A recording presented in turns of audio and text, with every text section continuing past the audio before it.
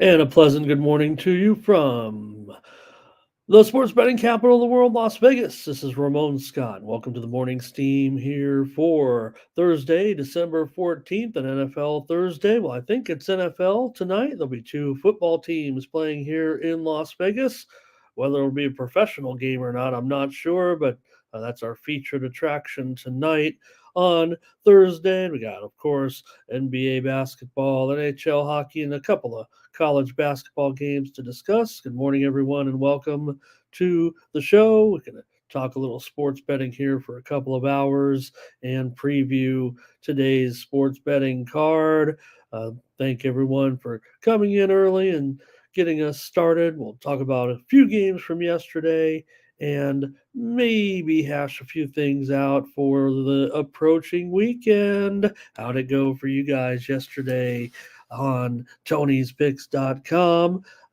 Man, I ended up on the short end of a few picks here for sure on the show, on the premium side. We'll get back at it today and see how we do as my team is in action tonight. Ooh, don't want to watch these guys right now. Interestingly, for the Chargers and quarterback Easton Stick, we are familiar with Stick. He's been our preseason guy for a couple of seasons now, but he's only the fourth Chargers quarterback to actually start in the last 17 years, going back, of course, to Philip Rivers, Justin Herbert, and who's the other one? Oh, it's Tyrod Taylor. So Easton Stick's just the fourth quarterback to start for this team. That shows you the durability, really, of Herbert. Even though he's been injured, he's a pretty tough player. Getting back and making sure he's in the lineup. But Easton Stick gets the start. I joked here on the show, and I joked in a chat room that, well, last weekend, Philip Rivers was in Los Angeles to honor his good buddy, his prolific tight end, Antonio Gates, who was inducted into the uh, Chargers Hall of Fame. And Philip was there on the sidelines as Herbert was uh, injured, and what they could have done. Well, maybe Philip probably could play. I mean, high school football season's over, so why not get Philip in there to? But Chargers aren't going anywhere, so no reason to that. Look to the future here. Our Stick's probably not part of the future, but he's a part of the game tonight. We'll see the Raiders also with their own issues at quarterback. Yeah, probably Aiden O'Connell, but I heard the G word out there for tonight, but I don't think Jimmy G is quite ready to take this one. The Raiders will be favored to win in what should be, hopefully these guys will make a game of it tonight. Want to say hello to a few people here coming in the chat early on, and thank you for coming by. Gamble is here again. Great to see you. Chad is here today. Chad's on fire. And Perky is here. Perky and I hanging out last night. Some uh, random chat rooms along YouTube. And here's Thomas Lewis today. I want to say hello to Jeff Roblo here today. Steelers fan. All right. I'll preview the games here. Here's Lex today. I have one note. Hey, join me in the Discord. Don't forget, I put in there the Discord. You can go over to Tony's Picks Discord. I'm in there putting up some info. We had pretty good info last night, some fast intel on the key injuries, including LeBron James. We get that injuries information to you. A lot of times you can get a point or two out of these spreads. We saw yesterday, Anthony Davis, great job by AD, even with twisting his ankle early in the game. But Davis was up to the challenge. He's been playing through some injuries, actually. Good job, AD. And the Lakers with the victory over the Spurs. Good performance there for the. It was exciting, wasn't it? As the game got close there in the end, and came down to the number there, really. So, other news, how about Giannis Antetokounmpo with his monster game last night for the Milwaukee Bucks? But it wasn't out without a little bit of controversy for Giannis. He scored 64 points. He had a team record 57, 56, 57 points at one point and was taken out of the game. The Bucks appeared to have it in hand. They had to bring Giannis back in the game to finish it off. And then after the game, after Giannis had set a team record, he was looking to get that game ball. But of course, the Bucks, well, they have already confiscated the game ball. More gamesmanship probably than to honor their player who had a milestone in the game. After all, for Giannis setting a Milwaukee Bucks team record. The Milwaukee Bucks have been around since the early 70s, if I'm not mistaken. Uh, I don't know, was it 1972? I don't even know when they. And he sets the all-time scoring record. But I mean, you got to have that basketball for Oscar Tshiebwe, the player of the year that went undrafted, just scored his first NBA basket. Yeah, Oscar deserved that ball for his 1 point over Giannis. We could, inflate another one for you, Oscar, there. But Giannis, that's about as angry as you're ever going to see Giannis, I thought, last night. I mean, think of him as mild mannered. He wanted that game ball. So, how about that incident? I don't know what you want to call it there. We saw also late action with the Brooklyn Nets studying the Phoenix Suns. Well, you put the three guys out on the court, and what happens? Phoenix ends up losing with their three stars on the court at the same time to the Brooklyn Nets. Nothing wrong with Brooklyn. They continue to surprise and play well, getting that number last night. Get a few more folks in here. Hello, hello, hello to Mike here today, talking about the Lakers and that one last night. So we'll preview tonight's NBA card. We got 7 games in the NBA, including some nice ones, and also the college basketball card. Not too deep here tonight, just a handful of games with a finals week wrapping up. One note I did put in the Discord from yesterday, I found it very interesting as we get into our NFL coverage here, and we'll also go to Tony'sPicks.com and see who did well on the website last night. And talk about the analytics, right? And you see teams, we're going for it out there at our own 45, 40-yard line, whatever the case may be. Keep that ball going, keep that drive going, all the metrics, I guess the science of it, and looking back at how teams fare if they keep the ball. Well, maybe it's not a bad idea to punt the ball now and then and put the other team inside the 20. Interesting stat that I saw yesterday. Teams that start with a 10 or teams that finish a game with a 10-yard advantage in starting field position per game this season. So you average starting, 10 yards farther than the other team. For example, if one team is starting at the 15 and team B is starting at the 25 the entire game, they have a 10-yard advantage in starting field position. In the NFL this season, teams that have a 10-yard advantage for a full game, I mean, this should make sense, but you could help yourselves a little bit, it sounds like. Teams because it's not a small sample, really, given the number of games that have been played. Teams that have a 10-yard advantage in starting field position are 51-3 straight up this season in the NFL.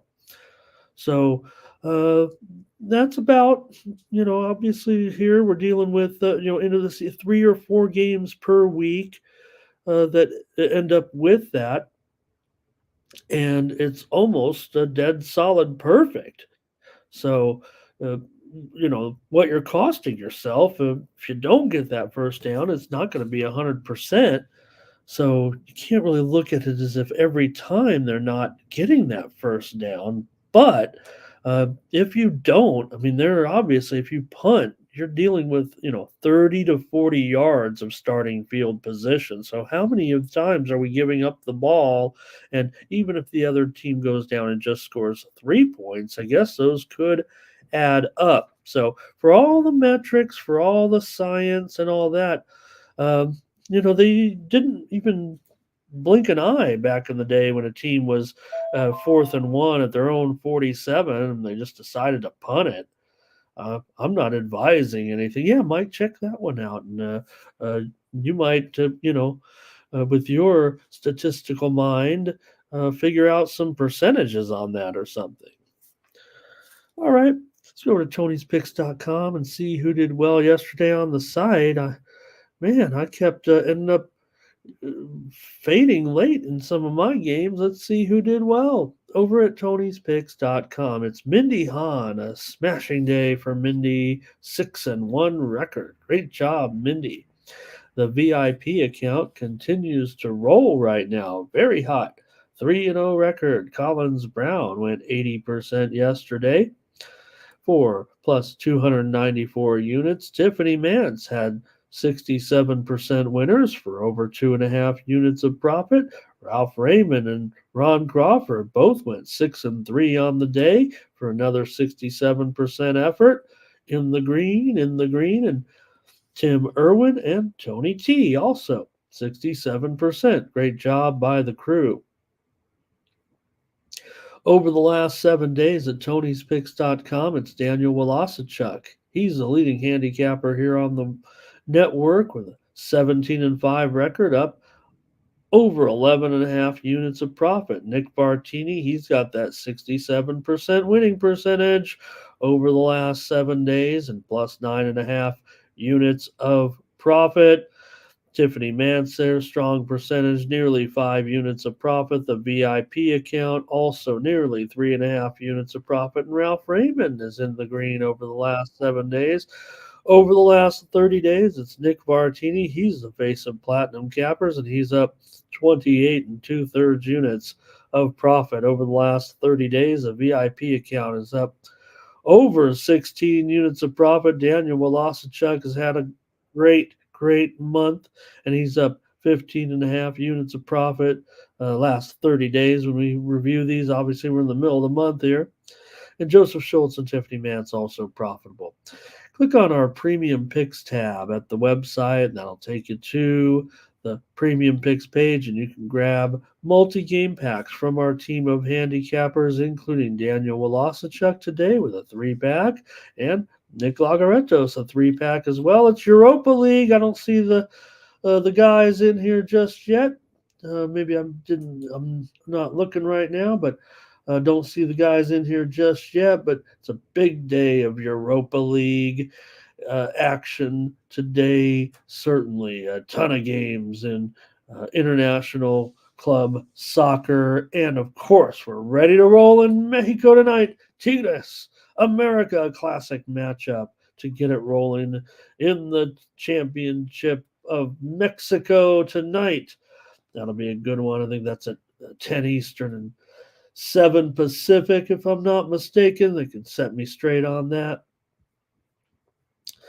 Also, let's see. Joseph Schultz has a 3-pack, and Ronnie Crawford, he's ready to go as well in soccer action. You see some of the matchups over there to the right of the screen today with that huge soccer card. Click on the All Cappers tab. That's where you'll find all of our cappers.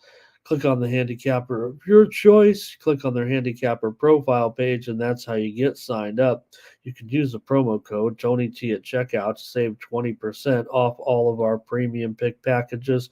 Those are absolutely our best picks every day. We try to make them our best picks anyway over at Tony'sPicks.com, and my best plays are over there every day, and we'll get those back from yesterday. All right. Thank you very much, everyone. Please check us out over at Tony'sPicks.com. You can always check out that handicapper leaderboard 2.0, and you can break it down by sport, by type of play, by spread, by money line, and see the handicappers. Of course, you can see some of the records of the crew here for the year in different sports. When you look at handicapper leaderboard, you see NFL. I'm up there over 19 units of profit so far this season. You go through the different sports and you can look at who is hot on the site. So, all right, check us out over at tonyspicks.com. Appreciate you listening, and we're going to preview those games here. Let's take a look. Peasy's ready to go in Eurobaskets today. We don't have a Eurobaskets representative, but maybe I could come through with some of that steam. Should we steam it up with some Eurobaskets in the Discord, maybe? Thought I already saw some Euro basketball steam come out here. And if Peasy's here in the chat, if I can just throw out a little bit of steam information for him here, let me see if there was anything. I'll do that. I know Peasy's probably got his plays, but if you want, Peasy, I'll throw it in there and throw it in the Discord. All right, let's take a look here at our matchups and get ready to talk about Monday Night Football. They say don't spend 10 minutes on a game, and I don't think I can spend 10 minutes on this one. That's for sure. All right, do I have any Euro steam? Oh, gosh, do I ever. Man, look at some of this Euro basketball steam. Maybe I can just recite these off. I don't want to bore anybody here, but there is some definite action here today. In EuroLeague, see Red Star in action, Partizan, and then Maccabi. Wow. Okay. All right. Yeah, let's not. I'll throw it in there, Peasy. Hey, let's talk about Monday Night Football. I think get the show started if you want. I don't know if I had much other news to report outside. I don't know. One thing we didn't talk about yesterday, and we'll talk about maybe today, is Draymond Green's suspension now. Now that he is, suspended indefinitely, and that'll be affected tonight. Also, NFL announces next season that in week one, you talk about these international games, and over in Europe, we played in Mexico. Well, the first NFL game in Brazil is set to be played in week one of next season. The Miami Dolphins are the certainly going to be the team to play. That is Brazil's team. Miami Dolphins own all the team marketing rights in Brazil, so the Dolphins will have a home game basically in Sao Paulo, and they'll be playing. We don't know who they'll be playing. I don't think just yet, but they'll be playing in Brazil, the first international game in Brazil. Also, I put a link to an ESPN story in the Discord about the fired Jaguars employee who was funding his DraftKings habit with $22 million from the team for a five-year span. I guess the Jaguars and Mr. Khan have so much money that they didn't notice that money missing, but he was betting $500,000 in his DraftKings tickets, so much so that some of the the high roller community, that DFS community, it's hard to get into being all those guys know each other, right? The ones that play the nosebleed stakes a little bit, and they were like, who is this guy donating all the time to us? So, all right. Don't know if I had any other news necessarily. I mean, we know there are some more college football news coming down the pipe every day. Grayson McCall moving from Coastal over to NC State, it looks like, and some other news for the week coming in, including Oklahoma City last night. We talked about Washington, but Oklahoma City on Tuesday, they approved financing for a new basketball arena for the Thunder. So, all right, let's get rolling with the show. We've been here not a half an hour yet, but I think it's time to start the previews and get ready to go here for Monday Night Football. Ray is here today as well. All right. There we are with the Monday or Thursday night football between the Chargers and the Raiders, the classic matchup from the AFC, from the AFL days, and a matchup that once swayed my own allegiance from the Raiders to the Chargers. As a young man, I was a Raiders fan. Oh man, I wanted to be. Remember, I watched that Super Bowl with the Raiders of the Vikings, and I wanted to be a winner living in San Diego with a bunch of bad teams, and you're a little kid, you just want to be associated with a winner. But one day they decided to, roll the ball into the end zone and fall on it and get a touchdown and send the San Diego Chicken into a heart attack. And I said, I can't be associated with teams like that. I'm switching back to the home or switching to the home team. And ever since then, I've been with these Chargers. And boy, right now, it doesn't get much lower than this. The Chargers are averaging, a little less than 8 points over the last 3 weeks offensively, right? And that was with Justin Herbert for the most part here until his broken finger has sidelined Herbert here for the season. Kind of a bummer. And the Chargers will go with Easton Stick tonight. You hockey fans will like that name, even the baseball fans. I've always swung an Easton Stick when I've played rec softball. And Easton sticks are usually the starter stick, isn't it? Of course, they've sold the Bauer, but that's always was the starter stick for hockey players, wasn't it? We got a buddy in the chat that played youth hockey here. Both teams come in 5-8. Both teams are 1-6 against winning teams. Neither of these teams are winning teams. The Chargers have lost 4 of their last 5 games. The Raiders have lost 3 in a row, but it doesn't feel like the Raiders arrow is necessarily pointing down in general. Now, they're not going anywhere. They're not going anywhere in the short term future either, or probably in the next year or two. They can't get it going either. They're almost just as inept as the Chargers off the field right now. But in this game, they probably do have some advantages over the Chargers with Aiden O'Connell likely getting the start. We did hear the rumors about Jimmy G pretty much set and ready, possibly to return, and even some talk that it could be in this game. You'd think we'd know a little bit more regarding the Raiders' situation with their quarterback, given that. If there wasn't going to be a change at quarterback, I mean, we wouldn't hear it on such short notice, but it's going to be Aiden O'Connell expected to start in this one. The Raiders have an anemic offense, that's for sure. They're averaging just 277 yards per game and 33% on third down. And they have a -10 turnover ratio this year. Aiden O'Connell, he likes to give the ball back to the other team. He's got uh, been sacked 17 times. Big news for the Chargers, though.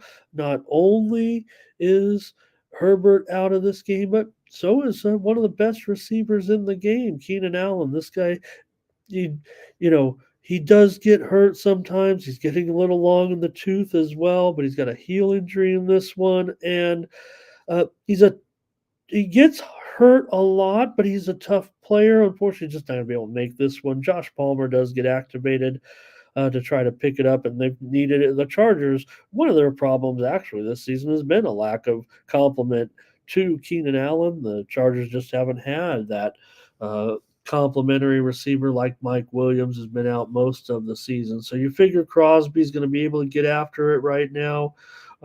Get after this rookie quarterback, Devontae Adams.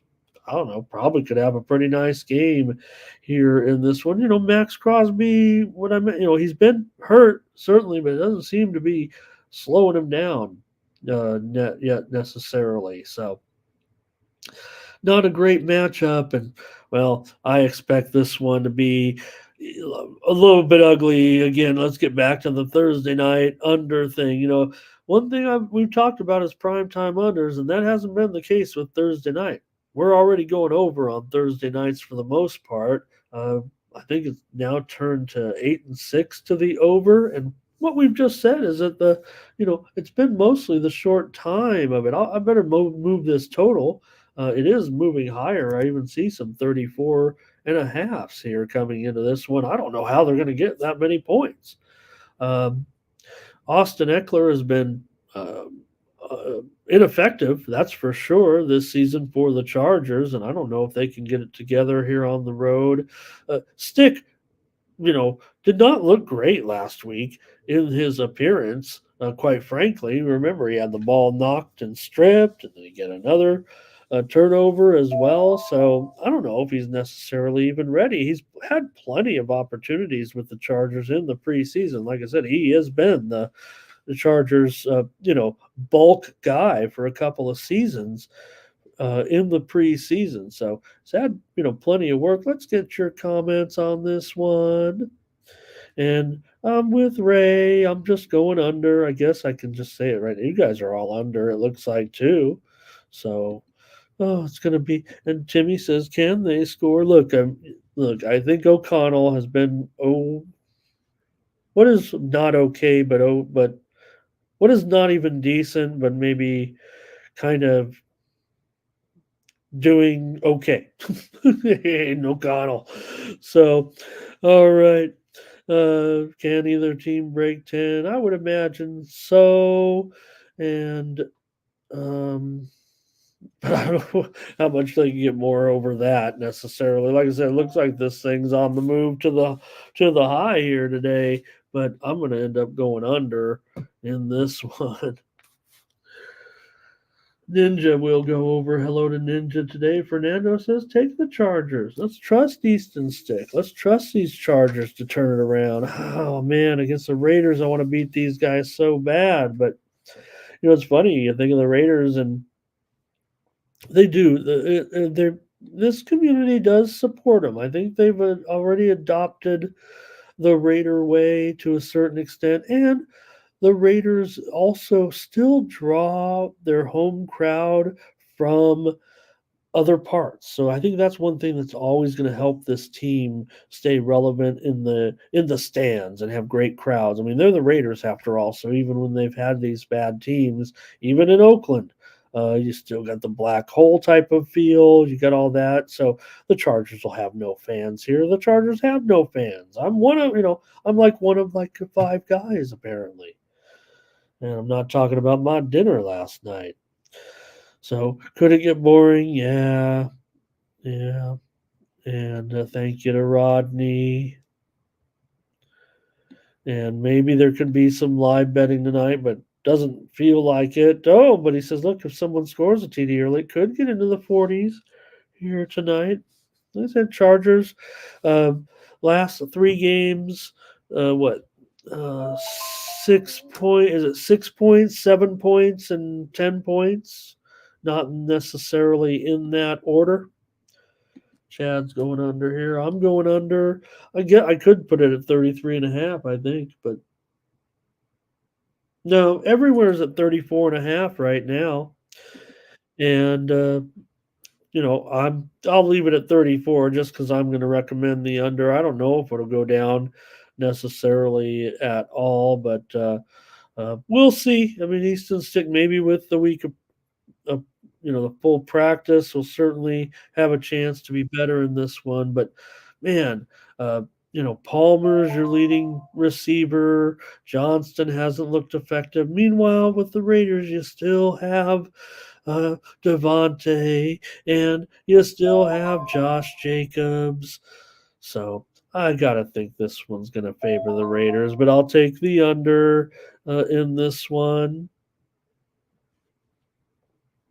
All right, solo on the Raiders, and well, I think we're definitely getting Aiden O'Connell at this point, Mike. I don't think Jimmy is going to be quite back. William, nice to see you today. All right, that's a look at Monday night, Thursday night football.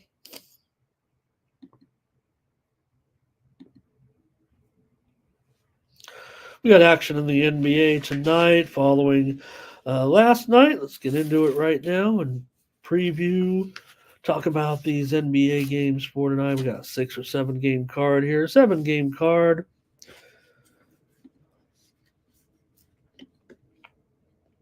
After last night's card, we did pull a few winners off. I had a premium winner with the Toronto Raptors, but really trying to find, we had over in Lakers and Spurs, the premium winner yesterday. We also had the Knicks and the Jazz game to go over. We had the Nets and the Suns game to go over yesterday. And we can get into this one here with the Cavaliers taking on the Celtics tonight.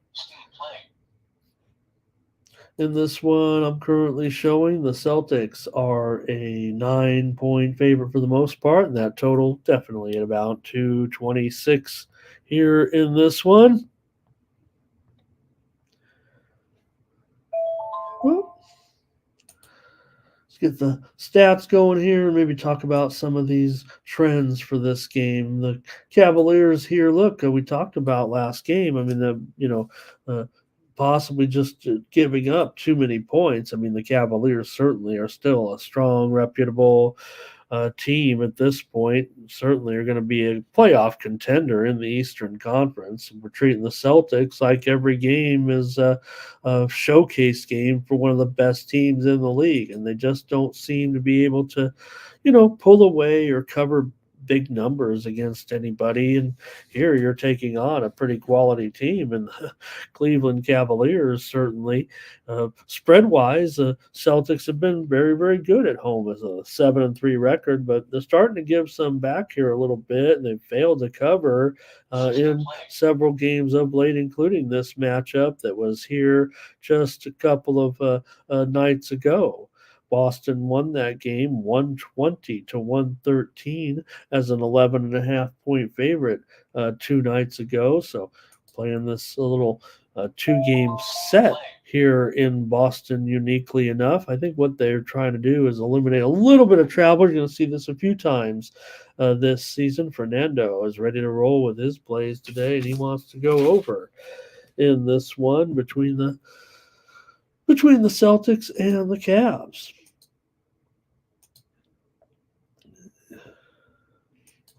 And what do we have here? Let's see. And Mike says also, let's see, tough spot here. Yeah, this is already the crazy thing about this one is that these two teams, what was this? 12-4. Okay. Is that okay? I don't follow that one. This maybe is what we're talking about. A game for Boston back on December the 4th. Is that what I'm seeing there? Anyways, I'm referring to these two teams playing each other, certainly from just a few nights ago. So I don't know. I'd have to look back and see what the exact matchup was on 12-4. I don't think it was these two. And Ray's going to go over here. Mike says, sprinkle the money line. Gamble says he likes the Celtics to get off to a good start and maybe have the advantage here in this one. All right. I think just for me, I just feel like, again, maybe just too many points considering what we saw the other night. I mean, I think that the Cavaliers are a fine, fine team. I think most people agree that they are. Boston's won 5 straight games at home. Oh, thanks, Mike. Okay. Oh, oh, you got the numbers. Thank you. And Celtics just 3-7 against the spread in their last 10 games. However, these two teams have played over in 5 straight games and also have played over in 5 of the last 6 games played between the two teams here in Boston. So the way I look at it, I still think Cleveland is a pretty good team, and hey, I think it may even help them that they're not in a travel situation here, just residing in Boston and waiting for the next opportunity to face off here against the Celtics. So I'm going to grab the Cleveland Cavaliers again for the second straight game. We had them in the last matchup, and Cleveland got the money, of course, there. All right, and I'll just make sure everything is in line. Yeah, still no, uh, still the Mobley brothers are out. Bummer in this one. But we know Isaiah's been out, but as Evan has been on the injured list, and he is definitely out for this one once again. Celtics do have a key injury that popped up on this list, and it's Jaylen Brown here with an ankle injury for tonight, and he is listed as questionable. So give me the Cavs tonight. And hello to my guys over at Who Bangin' today. Big Boss and the crew. Always appreciate you guys, and we had fun last night with some of the guys from that channel. We're on a different channel, but that crew enjoyed it very much. I was just hanging on the chat, actually. All right, Chad's got us some props here. KP over and his threes to go over as well. All right, give me the Cavs tonight. Next up, the Bulls taking on the Heat here in NBA action now on Thursday night. We got the Heat going to be favored here. Looks like the moves on the Bulls a little bit, huh? We got down to 4 now. This one was as high as 5.5. So the Heat favored by 4. Total down here to 216. We'll update that and then talk about it. Here we go. There we go. Yeah, so hey, a little bit of move here. The Bulls have been playing a little bit better, and I'm not saying I'm leading the charge. It would be almost embarrassing to say, hey, I've been the guy to kind of be betting the Bulls a little bit this season. And while we might have cost ourselves a few games there, the Bulls have been pretty solid of late. They've lost 2 straight. They got beat there in that last game by Denver pretty handily, actually, in that one 2 nights ago. Losing by 8 points is a 6.5 point dog at home. It was, but before that, they were on a covering streak and a recovering streak, almost, if you will, for the Bulls. Seem to got the chemistry together a little bit. I don't know if they're going to turn around their season necessarily here, but they're definitely playing more competitively here of late. I would think this one might be actually a good spot for them here in this one. We did consider here, let's see, is it still 216? Because I don't know, when you see these totals lower right now, it does feel like that's the way they're going, even though we got toasted on one last night down to 215.5 here right now. That's probably be the direction that I'm looking at. Maybe the Bulls can be my team in this one today, but more likely I'll probably just take the under. I'll try the under here in this one. We've seen some overs certainly from these two teams here of late. Chicago's gone over in 7 of their last 10 games. And, trend wise, maybe that's just what we've been seeing here. Let's see. We got the numbers here. Yeah, for Chicago and Miami. Chicago's gone over in 5 straight on the road, and 8 of 7 of their last 10 could be 8 of their last 10. One of them landed right on the number there. But series has gone under in 4 of the last 5 when playing Chicago. Miami's won 16 of the last 23 matchups between these two teams. And the teams have already met twice this season with both games were in Chicago. They did one of those little 2 back-to-backers back last month. They played each other 2 times in a 3-game span. They split that. The Bulls won the first one, 102-97, and then Miami came back and stuffed them 2 nights later, 118-100. So I'll try the under here. Those games went for 199 and 218. So uh, look at the scores of these two teams over their last few matchups. They're either around this number or lower. So seems would be a bit of a surprise to go way over the number here. And I'll try the under as my play here on the show. Okay. See what? Let me make sure we got your guys' comments on that game. And yeah, did Giannis get the game ball, Jeff? That's what I was trying to. Who got it? Did Oscar Tshiebwe get his game ball? Just give Oscar one of the balls at the bottom of the rack. Okay, just tell him because I don't know. It doesn't seem like we're going to hear a lot from Oscar, and we might want to think about the Milwaukee Bucks franchise been around for over 50 years, been around for 50 some years, right? So Fernando's going to go over there. Mike says we're ready to go on a bull run, and we're not talking about the stock market, but we are. We're off and running today again. Let's see how much money we can make. All right.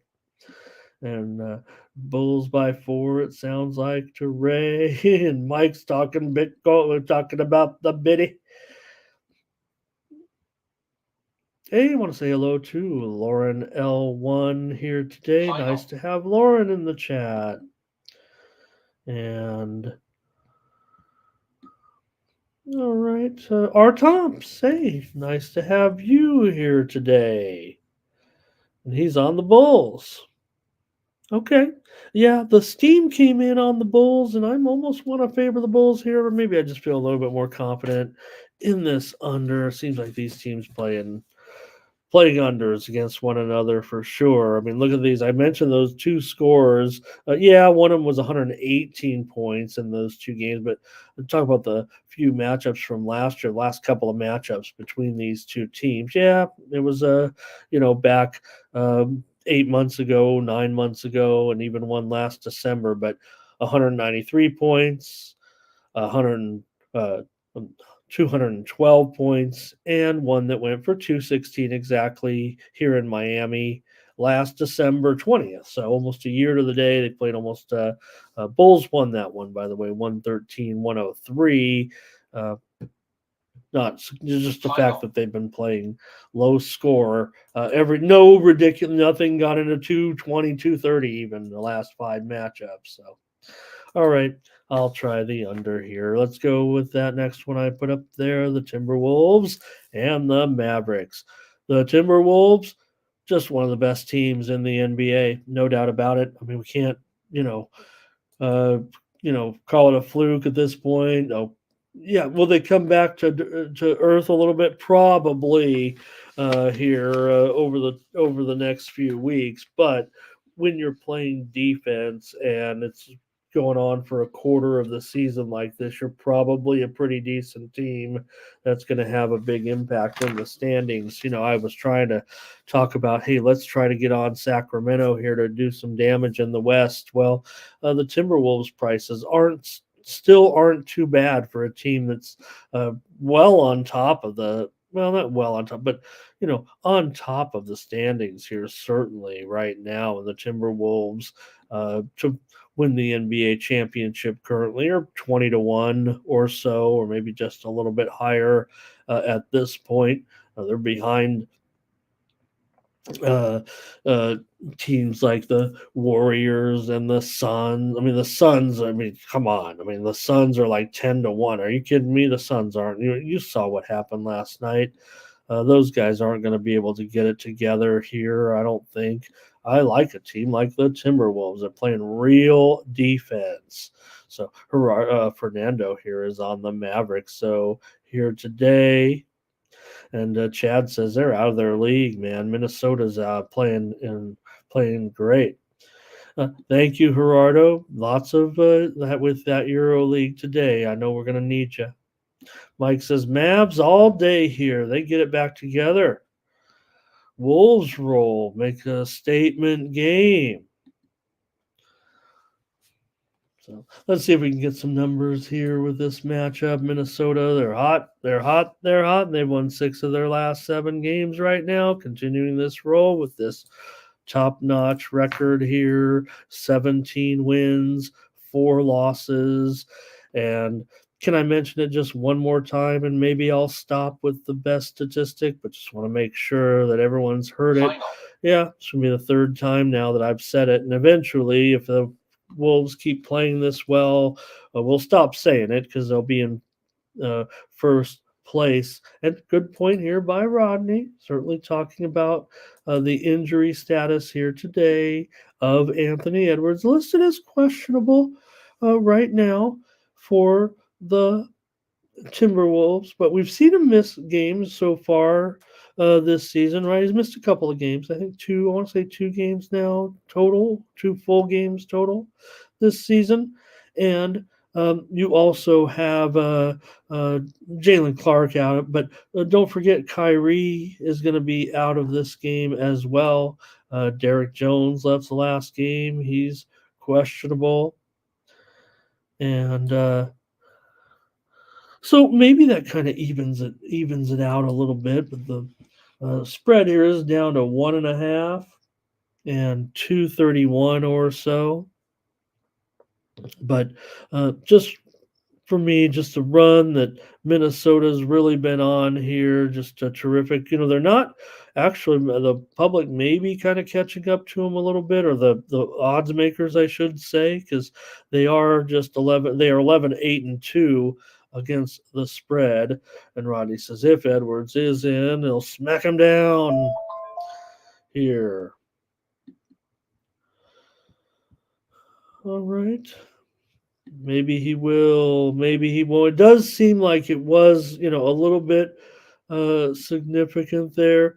And remember, Luca actually in that last game did have a little bit. He turned his ankle. Remember, early in the game, he played. He did not leave the game, but did turn his ankle kind of early in the game, and at the end of the game, it led him to say, just joked about his age a little bit, but he was slowed in the game, and the reporters had asked them about a little bit of didn't have his best game down the stretch. This was the game against the Lakers, right? And he said, "Well, I'm just kind of getting old," but he was hampered by a turned ankle. He's not on the injured list or anything, but uh, definitely had a little bit of discomfort there in that game against the Lakers for turning his ankle early in the game. So, all right, let me see what I have here for the play and see what you guys are going to do in this one. You see that total now, 230.5 there. I think it's actually going up, and I may want to even move it higher myself here is what I think. But man, the Wolves are just playing so well for me. They're just doing terrific here, and I want to take them against Dallas today. I'm going to take them on the money line to win the game. Give me the Timberwolves over the Mavericks and keep this going with or without Edwards, and the line will move. Like Chad says here, if you like Wolves, I'd go now.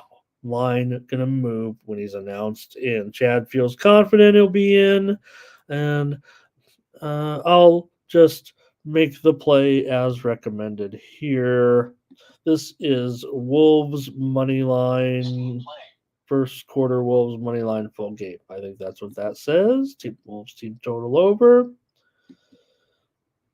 And Mike talking about that last meeting between these two teams. Mike says here they've already played twice this season. The Timberwolves have won both meetings. They've won already here in Dallas, 104-94. It was back in October. These two teams also played back-to-back games, although they played them in one in each city. All right.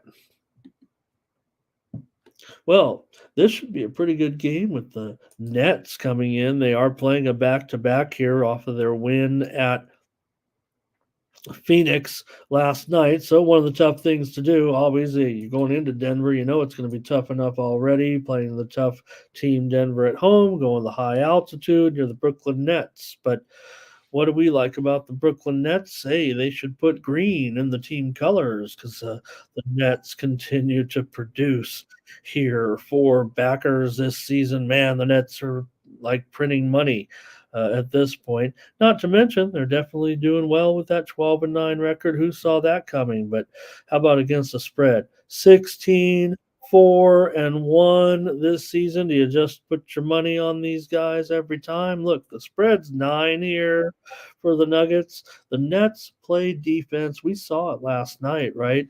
Uh, Against Phoenix and the job that they did in the fourth quarter. Every time Phoenix mounted a little bit of a comeback, the Nets were clutch. I thought more so on defense, but they were getting the key buckets as well. The Nets are 6-2 against the spread on the road so far this season, and credit to them to have such the best spread record I think in the league right now. I mean, why wouldn't you want to have this? Why wouldn't you want to take these guys at this point? I mean, they're playing so well here. Total's been moving up. Let's see. We just saw, in fact, let me get this to you right now. This is breaking news, no doubt about it. I've got to update this line. The tote board is lighting up here on this one with the total likely to go over. And, well, I guess that's going to ruin my day because I think it's going over too. And now this total's gone up to as high as 231 here right now. Maybe we're seeing some 9.5s here. I don't want to lay anything close to 9.5. We haven't even gotten to the Nuggets portion yet. I mean, they don't cover. I was gonna cuss there.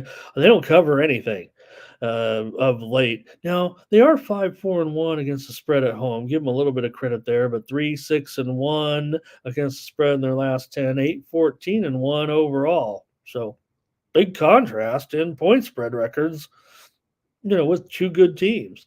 One team always getting the value of it. It feels like so. This one getting steamed to the over here, and I'm gonna end up taking the over as well. I didn't know it was gonna get steamed while we were on the air right now. I mean, I'm not making this up, you guys. You can look at it on the odds screen currently. This one has been on the move here a couple of points over the last 5 or 10 minutes. Seem to be taking some action here in the over in Brooklyn and the Nuggets here tonight. All right. And I talk about defense. That's a pretty high scoring game, certainly. But I do think that the situation kind of sets up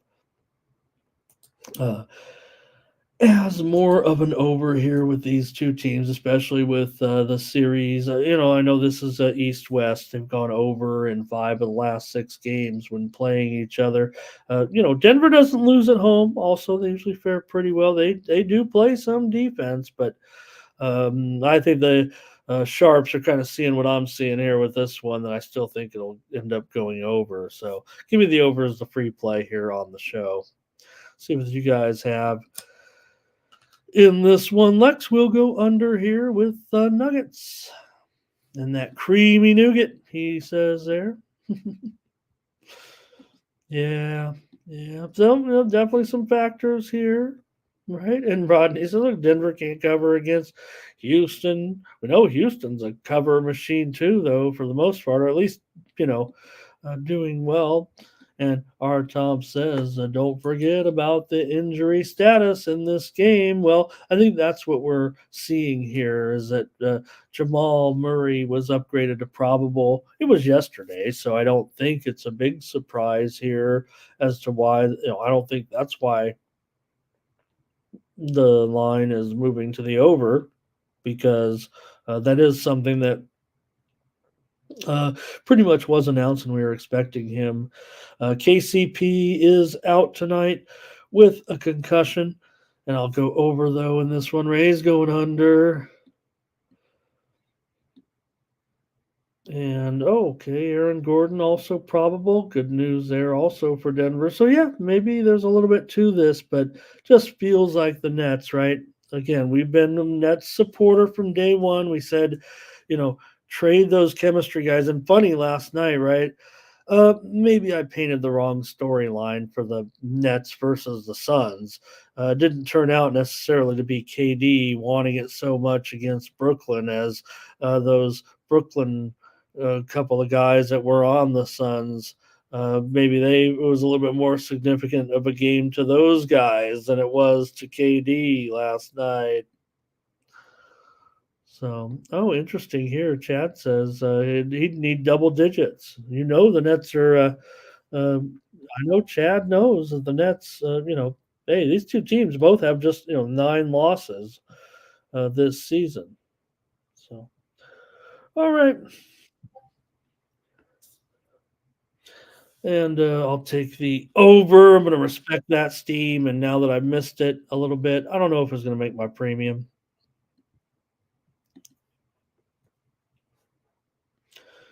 All right, the Thunder are going to take on the Kings here tonight, and this one's been moving a little bit lower here with the Kings favored at home by 1.5, and the total here.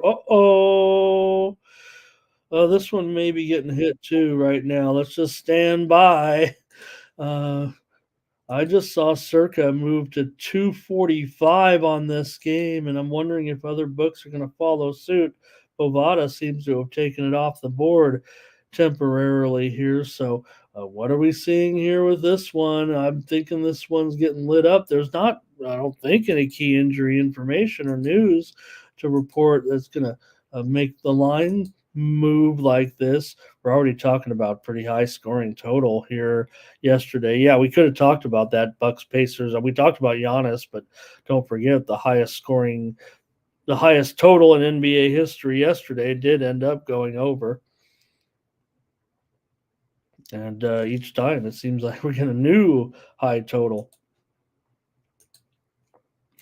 So the reported steam has already come in for the most part on the over here, and now we're seeing it pressured again to the over. This one opened as low as 240 at Bet Online, so already at least a 4 point move there, if not 4.5 here. This one it could be moving again as it gets juiced to over at 244 right now at BOL, but. Uh, I don't know. I think it might be a little bit too much respect here for the over. Yeah, we've seen some overs from these teams for the most part this season, but I'm probably going to be ready to hit the buyback button with this matchup. See if you guys have anything here, and we'll talk about a few trends maybe. Hey, TW's here. All right. Nice to have you, TW. What a pleasure. Thank you for your contribution, too. Looks like you know what's going on here. Hello to Donald here today. All right, for Oklahoma City, they have won 4 of their last 5 games right now, but this has been a great series for Sacramento. They've won 5 straight meetings against the Thunder. Thunder's been pretty terrific once again. I mean, there's no problem here. We just talked about one of the best spread teams in the league, if not the best spread team in the league. You know, but the Thunder continue to be that same team right now. It doesn't quite matter where they're playing, who they're playing. These guys are getting money. How about 7-2-1 against the spread so far at home this season for the Thunder? That's what Lewis is saying. The Thunder continue to cover. Okay, thanks, TW. Really appreciate that, and thank you for chiming in today and just letting me know there's another person out there that is, you think about our great cappers here in the chat with their positions, and each game you're only going to get a few. It takes effort, right? I know. I'm a former chat guy. That's how I kind of got into this a little bit, and it's tough to sit there and comment on every game or whatever. So they say for every one chat, in there. You got 10 others that would have, well, I don't know about that. We've only got, uh, 5 dozen in here or so, if that, right now. So I appreciate each and every one of you. Thanks a lot. All right, total's gone over in 5 straight games at home for Sacramento right now. If you count, well, let's see. Yeah, the Brooklyn game. Yeah, that went way over. That Brooklyn game, the Kings beat them handily. So I think for me, I start to see these totals, and I will mention this. Kind of a league-wide trend so far this season. I don't. Um, yeah, here we go with this. I don't know if I have it exactly right. It might be a few games off because I was doing this one in the middle of the game. And there's a website that lists it, but they don't list the units. So, over unders this season in the NBA, we talk about all these high scores. This is just every game so far this season. If you bet the over on every game this season, you're at 183 wins and 147 losses for a plus 22.8 units if you took the over in every single game this season in the NBA. So, hey, for Mr. Under like me, that's not the best of news, but I'm willing to adjust. I'm willing to take some of these overs, and that's what I've been doing. And I don't know. I think with these two teams, I probably would look to the over here if I were, getting a better price, but man, how high can it go? I mean, I don't like a 3-point tax. Sacramento 7-2 to the over at home so far this season. We'll note Oklahoma City just a 50-50 proposition. So, man, all right, I don't want to put myself into too much of a bind here. Kings are still pretty good. I'm going to end up with the Kings. I think they can get it. I think they've got a team that they can handle here in the Thunder. We love our Thunder here, right? Jeff, no defense unless you can maybe put together, like, how about like if they would do a little like mini tournament early in the season where all the teams kind of match up and then have a little championship, and then maybe in some of those games there could be a little bit of defense. I think we saw that actually in the NBA Cup. So heard more criticism last night of the NBA Cup, and those people just aren't watching the league. They'd rather comment on the negativity. All right, Chad, good comment there. I'll take the Kings here tonight. I'm scared of the total. You heard me, talk about some of the trends over and stuff, and I still wanted to, uh, you know, get on the under because of how high the total was going. But look at how that game last night. It looked like the Pacers and the Bucks. Remember, I was on here saying, "Oh, I'm gonna still stay under. This one looks really." And for a game that was going under the whole time, it ended up going over for sure, pretty much with ease. By the time the fourth quarter rolled around, hello to Howard. Couple more here with the Jazz taking on the Trailblazers tonight. And, well, we make fun of the Jazz, certainly in that lineup, but a little bit of news, certainly, and yes, they're playing in a back to back here, but last night the Jazz looked pretty good, right? In beating the New York Knicks last night. Remember, they return Markkanen to the lineup, so that definitely helps a team like Utah here, even if they're on the road. So Markkanen returns now. They do have probably Keontae George. He left last game, so probably not going to have him. I believe he's already been ruled out of this one. And you have John Collins, believe will be a game time decision. Let me look at that. This one probably has the most significant injury reported of any of the games. So, okay, well, Markkanen could get rest in this one, actually. Maybe you guys have already mentioned that in the chat because of the nature of Markkanen's injury. Maybe he will need to take this game off against the Blazers. The Blazers seem to be making interesting progress here to me right now, and maybe they're taking advantage. maybe that line is more indicative of the fact that Markkanen will not be in there. I don't know if I want to trust the Blazers now as a favorite though, like this at 4 and 226. Anything yet from you guys here? Yeah, Chad says probably out. Yeah, that does. Right, that was funny. Mike seeing LeBron yesterday eating popcorn. He was eating something out of a plastic bag. Was he eating edibles? What was LeBron doing? Okay, yep, I think that's a great point.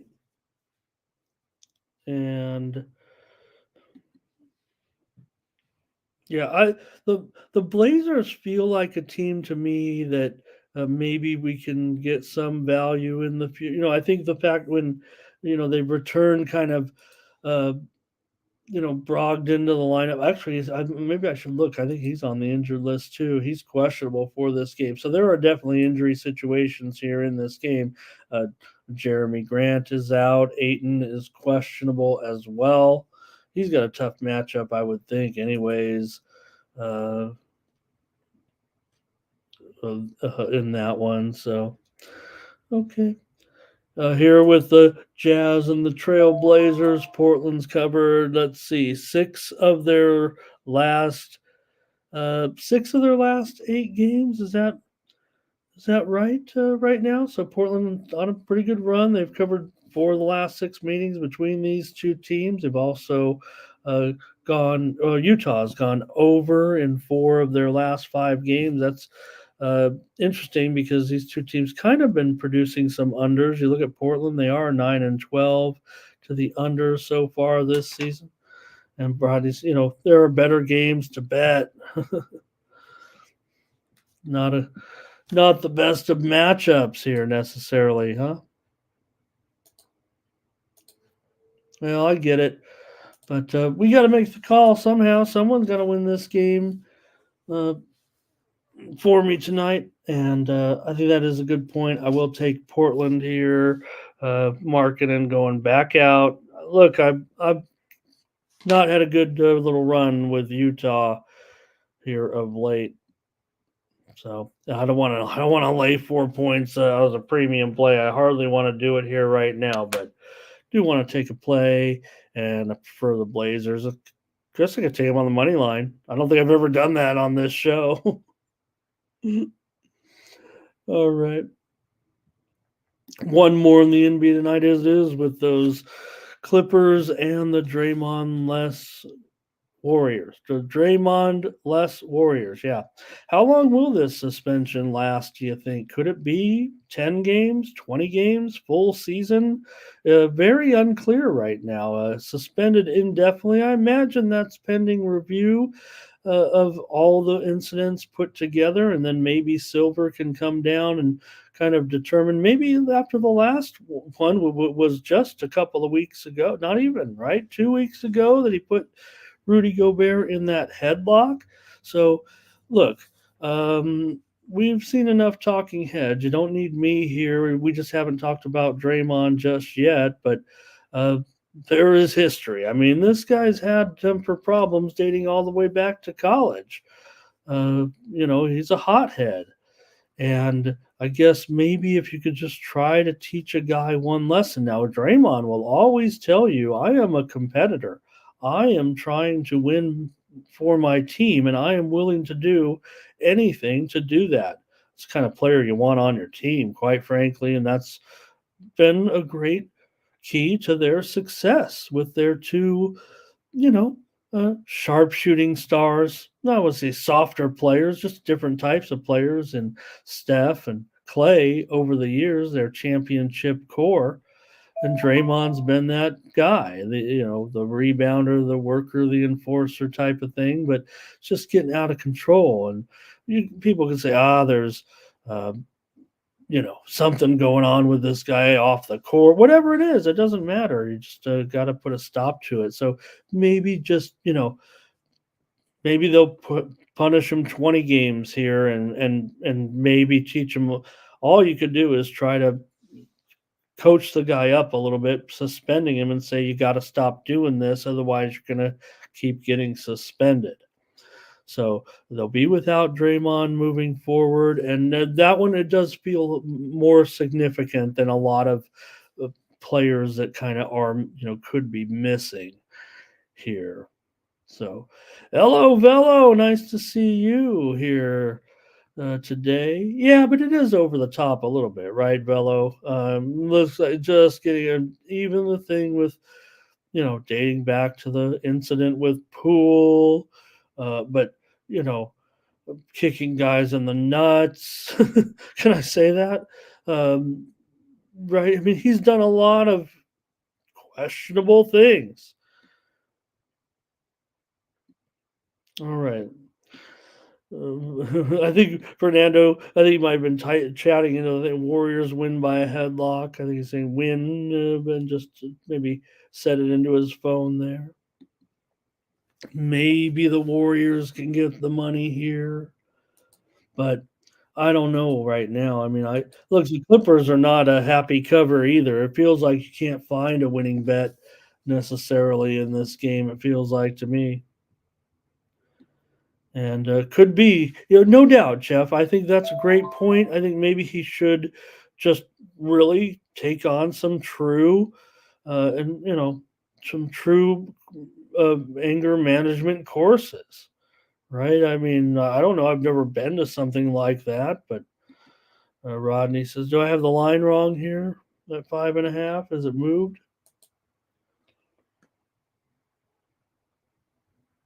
5.5 to 26.5." And TW, great to have them here. Clippers, favorite play of the day. They'll take care of business here and roll these guys.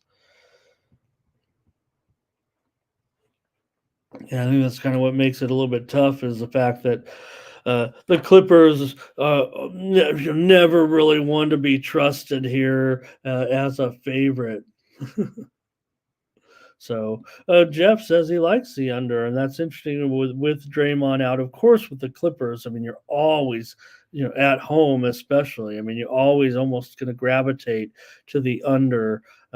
Look at some of these numbers right now. The Clippers are 1-8-1 to the under at home this season, and they've been going under, in a lot of games, certainly. This series has been a big time over. However, 8 of the last 11. Uh, what is it? Oh, I don't know if I have that right. Let me just back off that because the last one went under. They've met twice this season. Okay, that's what it was.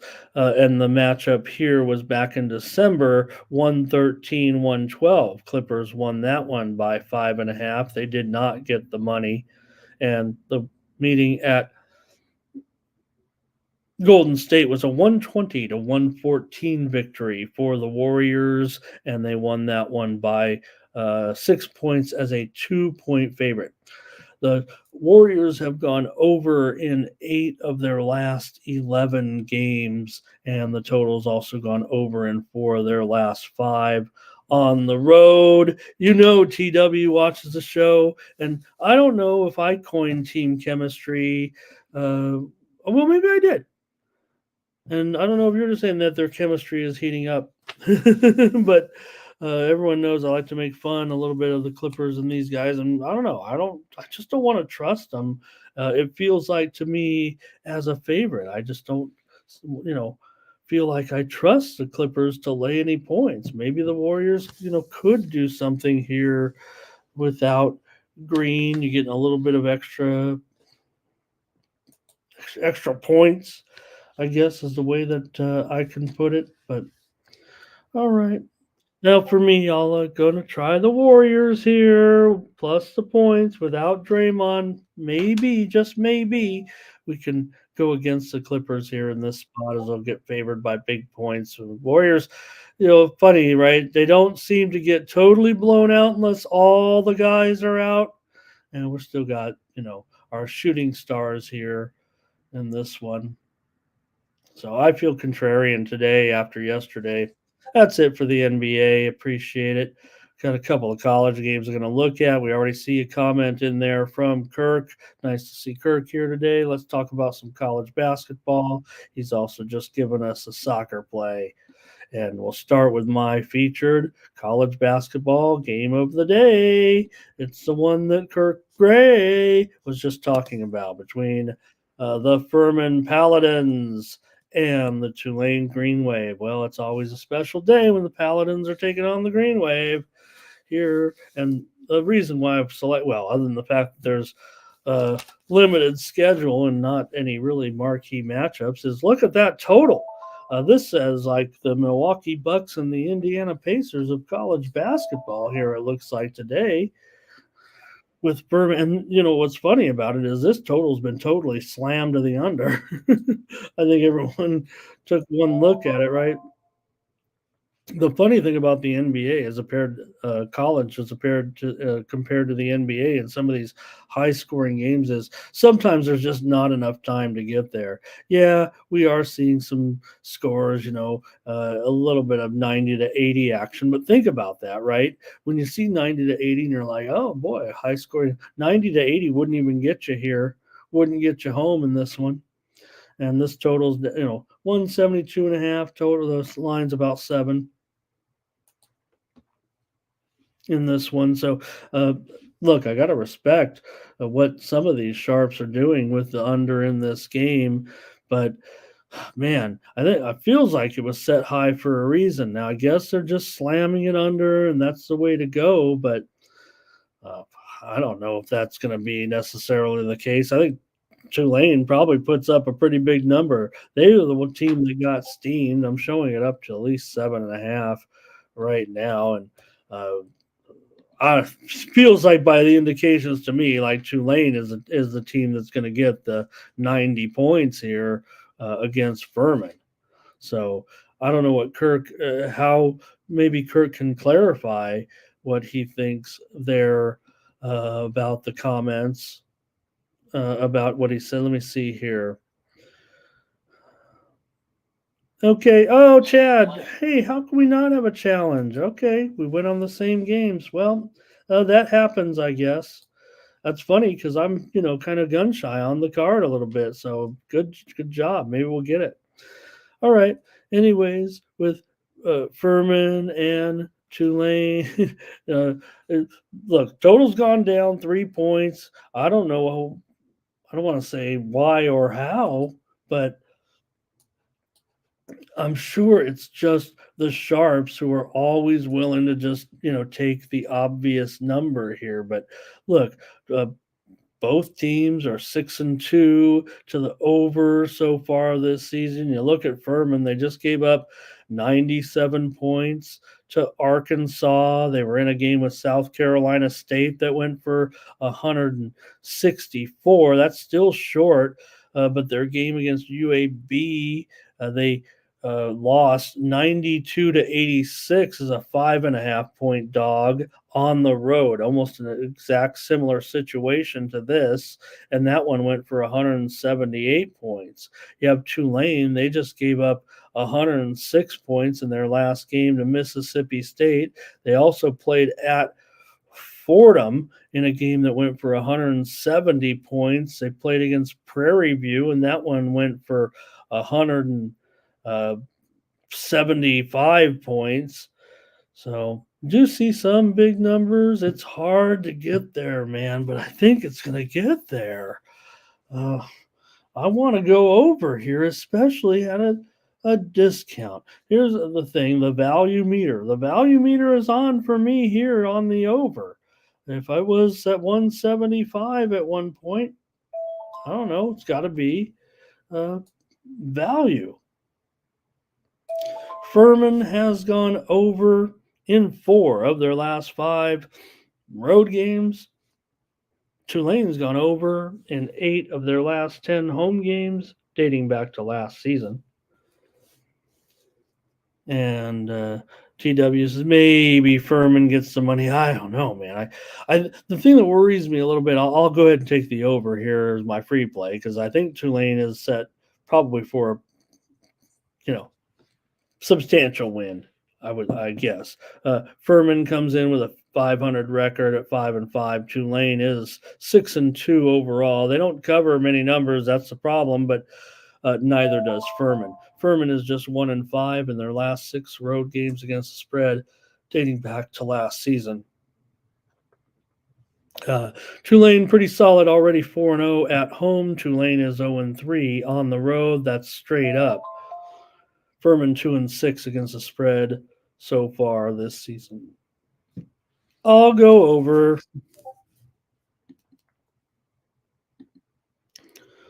All right. And Marquette probably in a spot maybe to beat up on the Tommies here in this one. Marquette still looking to make noise, it feels like to me, this season early on, right, with their stellar record taking on the Tommies.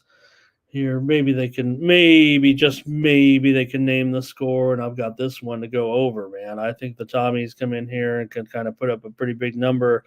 I think they should be able to cover, but the spread just keeps going up, right? It's currently at 25 and a half, and the total has gone up here to 141. So I'll update it to 141 because I think this one does go over. And it's going to be close to the spread, I guess. I think Marquette can certainly win by 25. They can probably win by 30. Some of these teams have ended up short.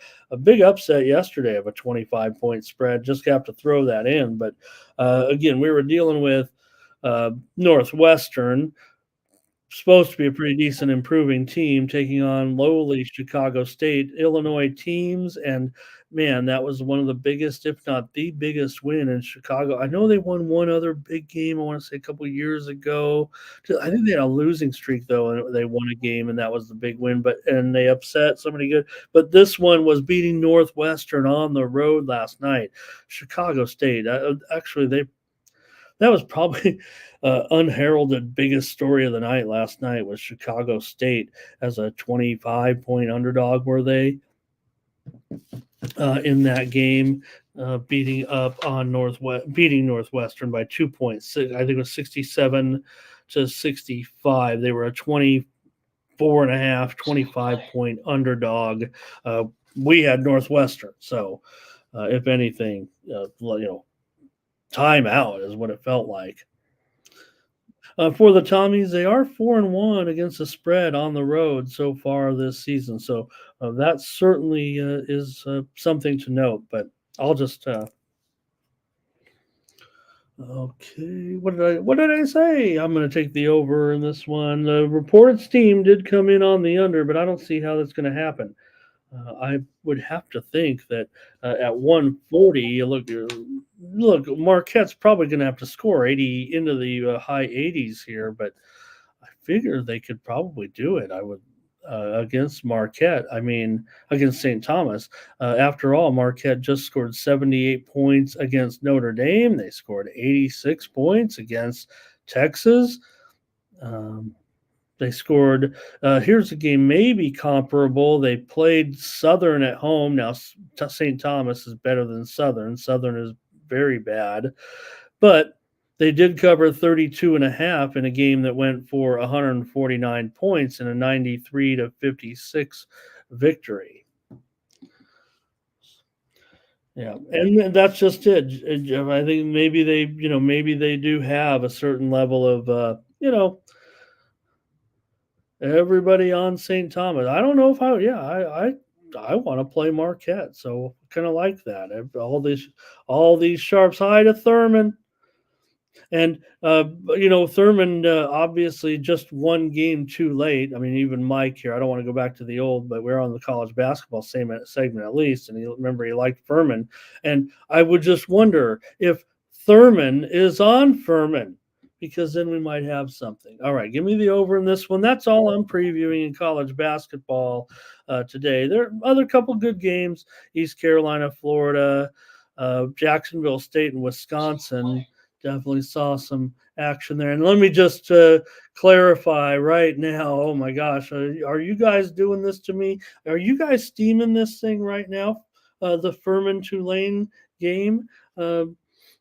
uh, funny that we ended up giving out the over in that game, and there's no doubt this game is being steamed back up here to at this point. So if you're with me, get it now. If you like the under on Furman Tulane, that crazy total today, just wait because it looks like it's going back up. I'm showing right now 173 and a half at Circa. They've just put a point and a half back up on that total over. So maybe it's me, everybody here watching me, lowly old me, and steaming this one over. Furman and Tulane is definitely getting hit to the over right now. The screen is lit up red. And that was after it had been knocked down 2.5 points from that opening number of as high as 175, even 176 at Bet Online. Let's go over in that one. And then also the other game that we mentioned, we're going over as well, St. Thomas and Marquette. That's college basketball. We got some hockey to look at, and we'll get out of here. There are several games on the ice here, so we'll be with you here for another half an hour, it looks like. Let's start with the Blue Jackets here. And you guys got to keep me up. I've missed a few goalies of late. Like I said, I don't know if I've been doing the best job keeping our goalies updated. And so I want to make sure I get this one right because it is significant if Spencer Martin is indeed in there. And I think that he is expected to be going up against Samsonov here of the Maple Leafs. Look, we've had, I don't know, we just keep going back, it feels like, to the Columbus money line a little bit here all the time. And there's just, good vibes to it at this point, the way that it seems like they keep covering these puck lines as a big underdog when they're, getting plus $2 or so on the money line. So far this season, Columbus is 9-4 on the puck line on the road, and Toronto, not so much, 7-17 on the puck line so far this season, including 4-9 on the road. So when you're looking at a matchup here like this, and you look at the price, not only, is Toronto 15, basically opposite records. Yeah, Toronto 6 and 5, and Columbus 9, 16 and 5. But they hang in there all the time, and the Leafs can't cover the puck line at all. And the reported steam came in here on Columbus as well. They're probably minus $1.15, $1.20 on the puck line. There's no doubt I'm on the Columbus Blue Jackets here on the puck line today in this one. How can I not? Toronto, let's see.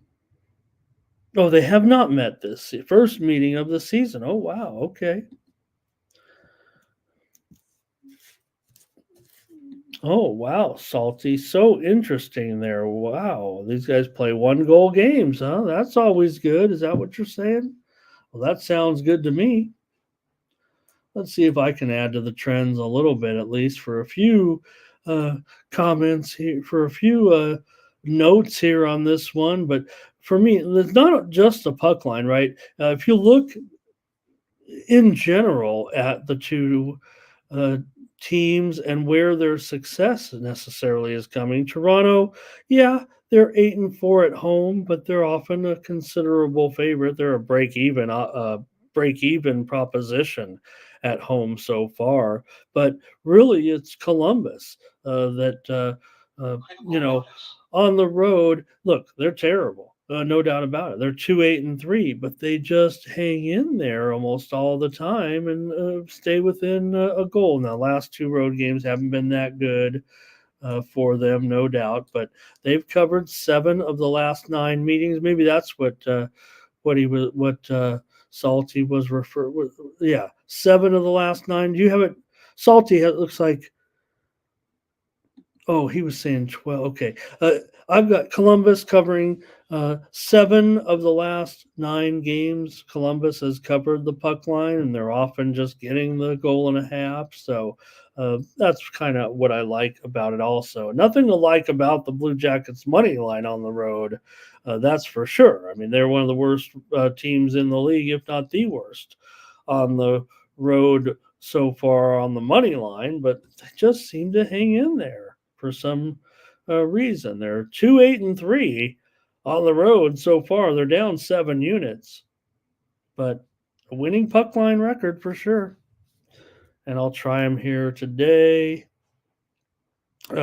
Columbus has gone over in 4 of their last 5 games, and Toronto has gone over in 5 of their last 6. And I'm seeing some 7s out there currently right now at some of the books as the general line. And you can see how I've juiced it up here at 6.5 over 40. It might even actually be able to get a little bit cheaper on it right now. DraftKings 6.5 over 30.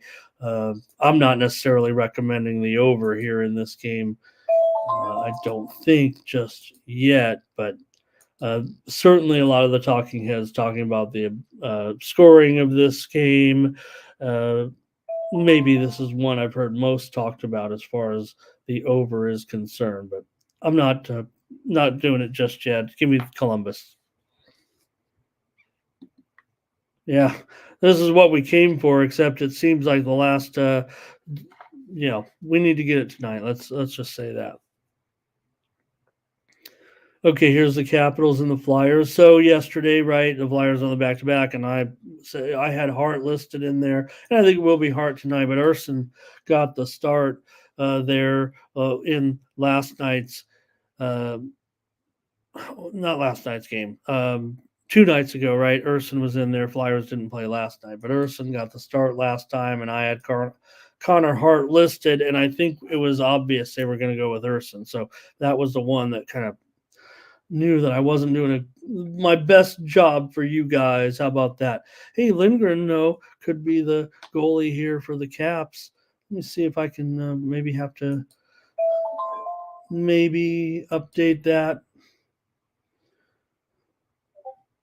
No, I talked a bunch of stuff, and now I'm not sure on this matchup. But Lindgren's listed at a couple of the sites right now. We'll just leave it as such. I mean, Lindgren's actually been pretty decent. He's got a 93% save percentage compared to the veteran Kemper here, and he's 6-2-1. Talk about everyone always being down on these Capitals right now, but whatever. They're still 14-8-3. Philadelphia's been sharp, no doubt, but they in that game 2 nights ago, Law ended up losing to Nashville. The game went to overtime, and boom, it was over just like that. Nashville won. I don't even think they were a minute into overtime to end that Flyers winning streak, an impressive winning streak that included wins over the likes of the Avalanche and the rival Penguins twice.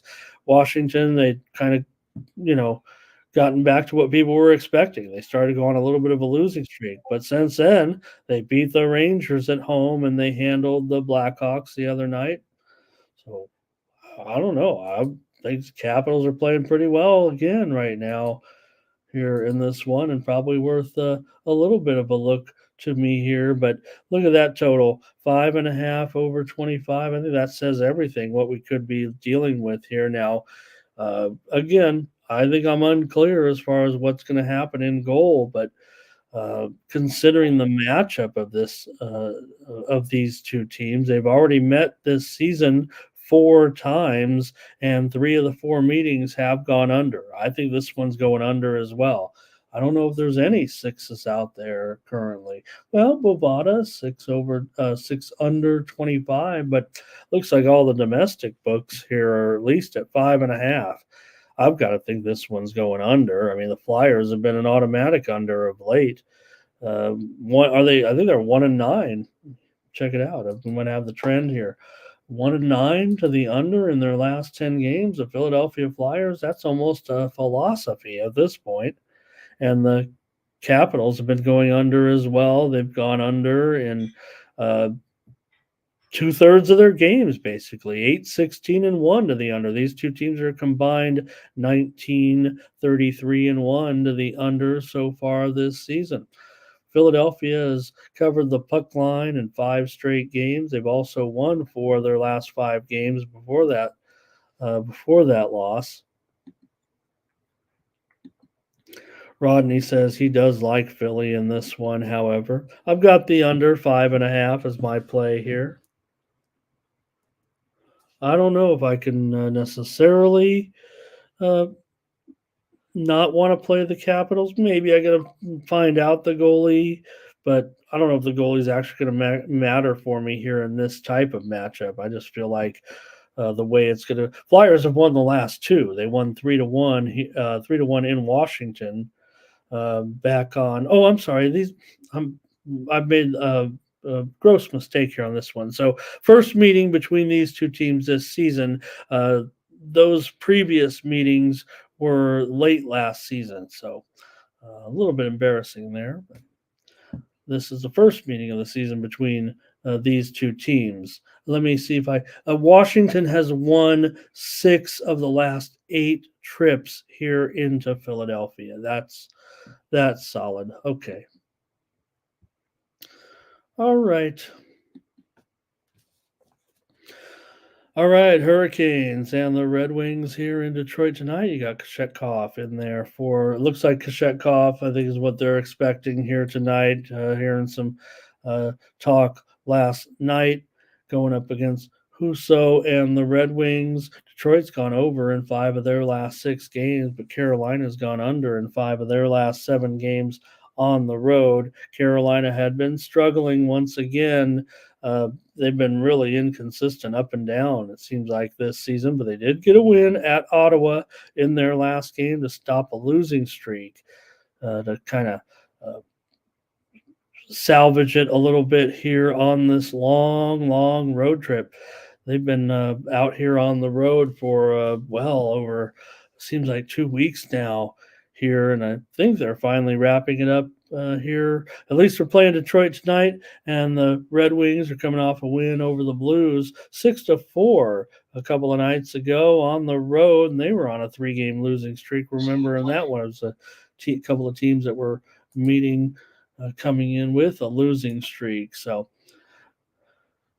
for me in this one, you got Detroit. They've covered the puck line in 5 straight games against Carolina, but that's usually as a dog. I mean, and things have changed so dramatically and drastically here right now. Detroit 15-9 this season, 15-9-4, and 8-4 at home. It's on the road where Carolina has had their struggles, but man, this is still a pretty high line here, no doubt, at $1.75. Man, I have it wrong. I mean, sorry, you guys. You guys didn't even notice or say anything or what? I didn't even look at the screen, so. Oops. Let me try to update it. We know that there we go. All right.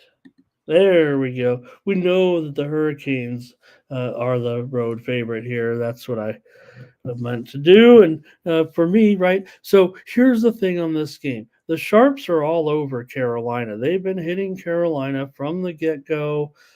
This one opened as low as $1.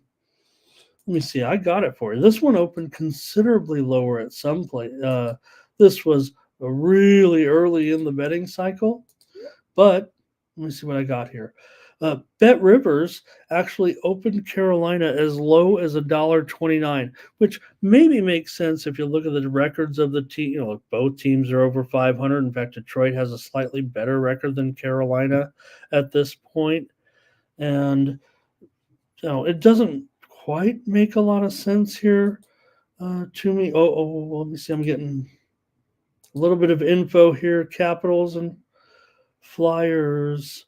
Sonny Milano's out for the Capitals today. A little bit of breaking news there. All right. So doesn't really add up for me here necessarily, especially when you look at Carolina and some of their numbers on the road. They're already down 5.5 units on the road this season with a 7-10 straight up road record. Meanwhile, Detroit, they've been okay at home, 8-4-3. So, but it's been the Sharps. So if you like Detroit, I just feel like obviously you seem like you're getting just a terrific line here with the Red Wings. Now, I think they're penalizing you a little bit on that puck line because, look, it's still pretty tough to swallow plus 1.5 at minus $1.75 or so from the Red Wings, and that's not something that I necessarily want to play. But uh, open $1.29, like I said at Bet Rivers, was up to $1.45. The Sharps kept on hitting it. It's been all Sharps, Carolina, whatever, and haven't been terrible. But I'm on Detroit. Give me Detroit for sure. Maybe Carolina, maybe they are all that. This one to me seems like the one where when the sharps are on it, they usually get it right. I'm fading them here. I can't trust it. Seems like everyone is on the Canes. Whatever, right, Salty? They can have my money. Senators and the Blues here in this one. You got another road favorite here with the Senators coming in here. And, well, maybe this one's a little bit different, but maybe not as far as uh, talking about maybe just overpriced a little bit, right? I mean, St. Louis, another inconsistent team here, no doubt, but they did get that. Uh, they did get that losing streak, coming into this one. They lost that game, as I just mentioned, to Detroit, and they've lost four in a row now. So maybe that's what folks are seeing. But you still have an Ottawa team here that, man, they're very, very inconsistent. 125. Let's see here. All right. Uh, Ottawa has covered five of the last six puck lines against St. Louis. These teams have not met yet this season. The total has gone over in 12 of Ottawa's 21 games so far, but St. Louis has been pretty staunch defensively. St. Louis has gone 4-13 to the under as an underdog this season. Five of the last six meetings between these two teams have gone under. Five of the last six meetings between these two teams in St. Louis have gone under. The Blues have gone over in four of their last five games at home, but had been going under in general for the most part, under in eight of their last 10 games.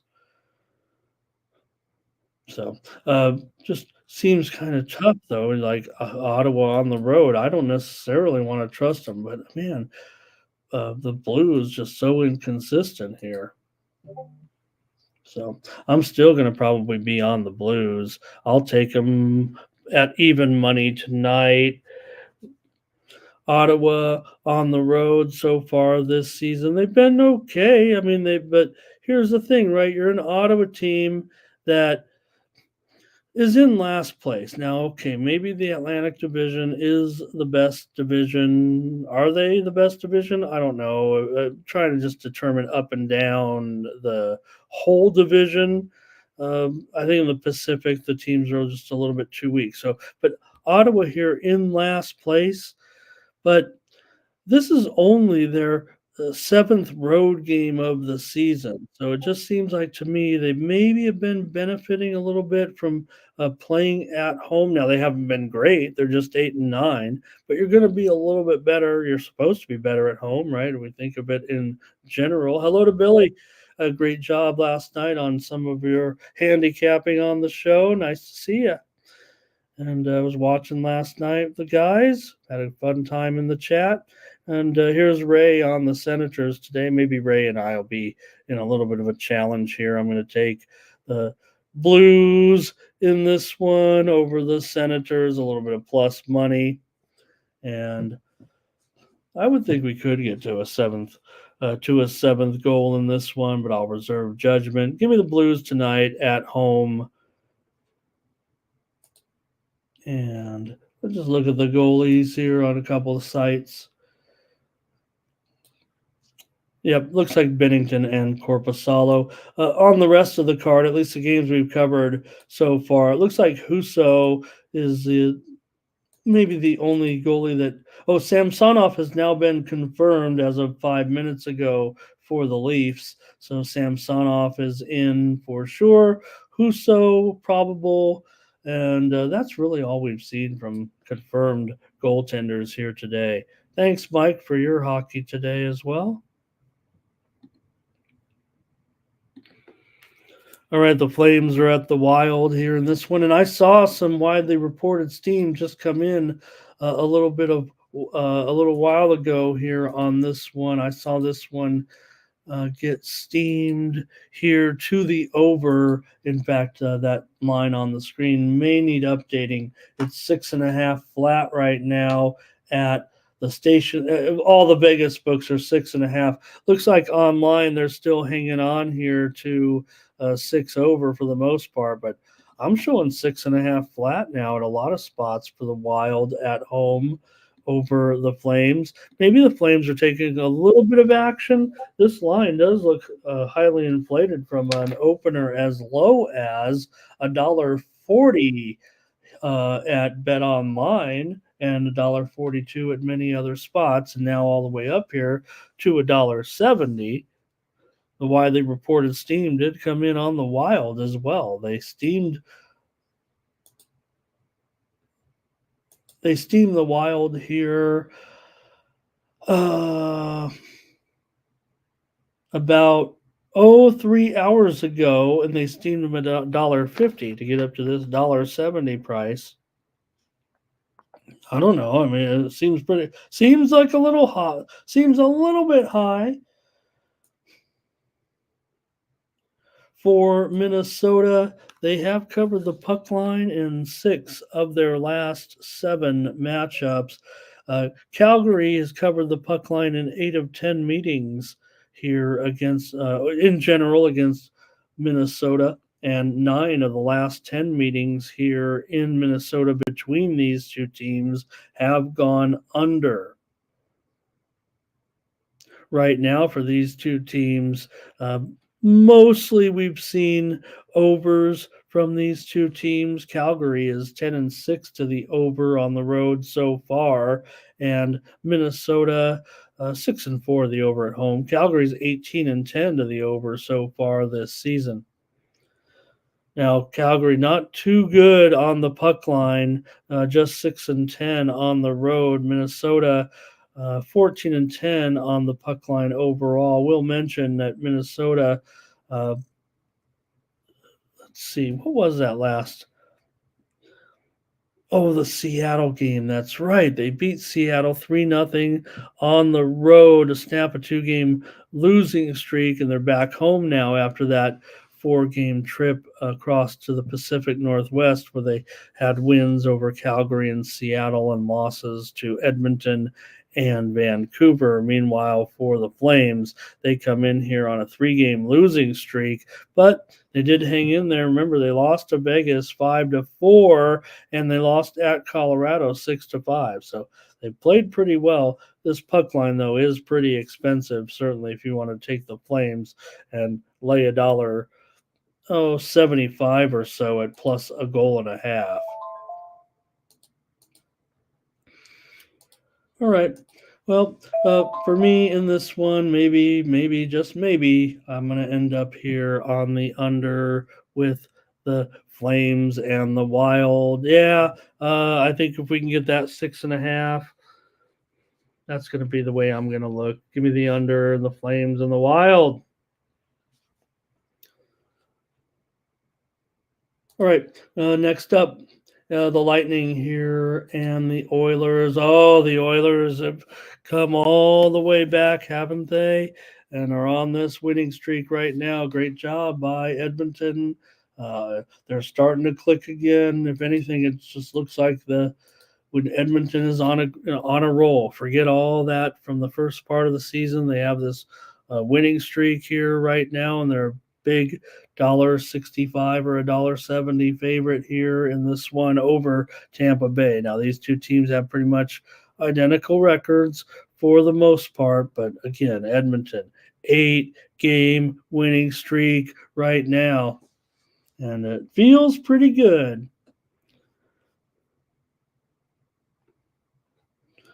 All right, for the Oilers here in this one right now,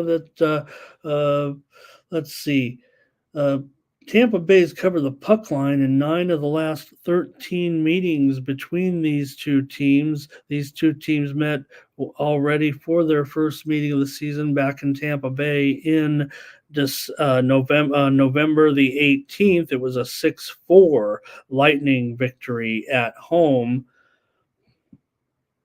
But man, the Oilers right now, I mean, Tampa Bay on the road, they're one of the worst road teams I would think in the league so far. 5-9-2 record. They're already down 6.5 units on the road. And for all those Edmonton woes, they've cleaned it up with that winning streak. They're now 9-4-1 at home. Yeah, they're down 5 units on the road, but they're an even proposition so far at home here.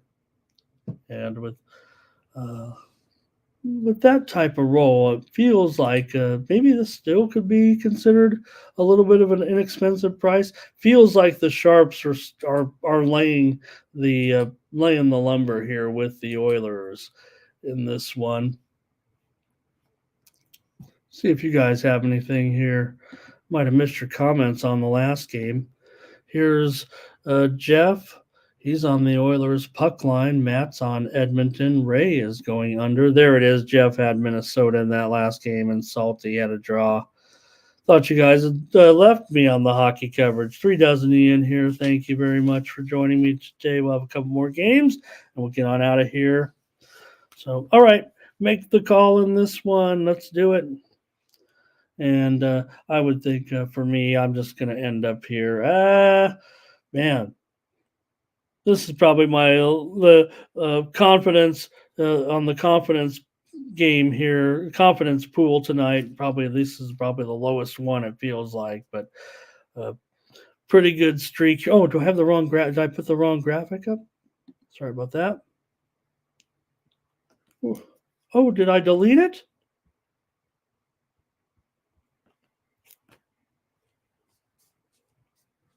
What did I do with the? There we go. You go. Okay. Did I have the wrong graphic up there the whole time? Oh my gosh, they're gonna fire me for that.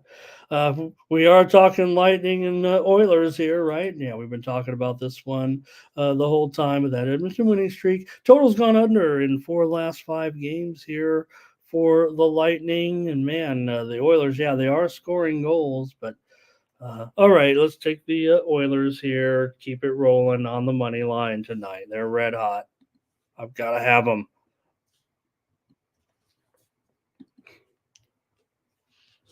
Panthers and Canucks in this one. Panthers on the road here, favored by a dollar. This one's going up here a little bit. I'm showing already $1.28 at Bovada. Most of the books, so certainly $1.15, $1.17, $1.20 here for Florida on the road at Vancouver. Hey, I don't want any part of that. I want Vancouver. I don't know if we have to even hem and haw too much about it. Let's give out a little bit of info and see how the teams are doing. But for me, I mean, Florida's great. Everyone, feels like everyone's kind of been riding this wave here a little bit with the Panthers. And yeah, we've been on them too. But I know the goalie situation, maybe a little talk that it might not be Bobrovsky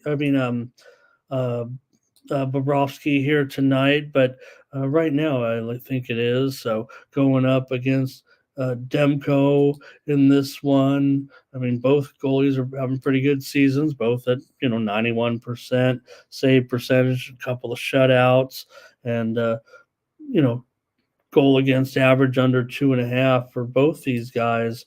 Certainly right now. for the Canucks in this one.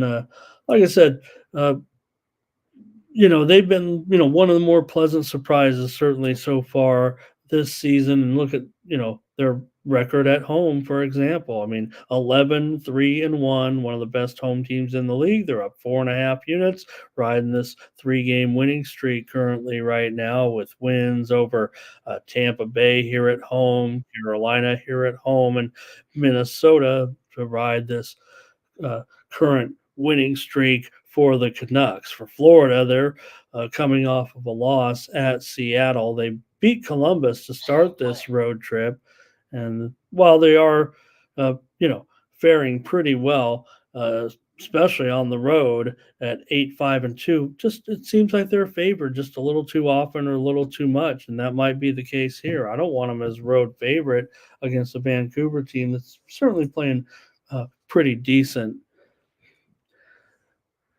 Teams already played their first meeting and played the other meeting. It was in Florida, and Vancouver won that game 5-3. So I guess you could call it a, a little bit of revenge here. Florida's owned the series until then. They had won 5 straight meetings before Vancouver won that game. But Vancouver usually has kept it pretty close in the past. The Florida wins last year were a 4-3. Here, Florida did win 5-1 here in Vancouver last season.